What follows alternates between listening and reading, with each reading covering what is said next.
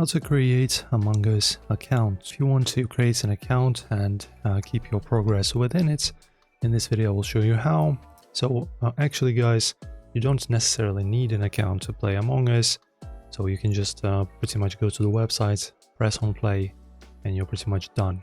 You will be able to choose your nickname, and that's pretty much everything you need to do. But if you do wish to create an account, let us type in Among Us account. And in here guys, as you can see, we'll have this Innersloth website where we can manage our accounts.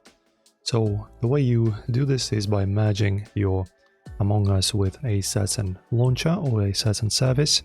So as you can see in our choice, we have Apple, Google Play, Epic Games and Steam. So for example, if you wish to merge Steam, you just go ahead and click on it. You just log in with your credentials in here, and then you just link your Steam account with Among Us.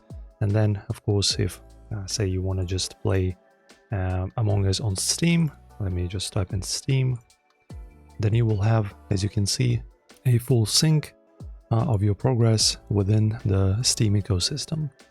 So once again, you just go to here, choose Steam or whichever other service you wish to link your account on Among Us to, merge it, and you're set and good to go.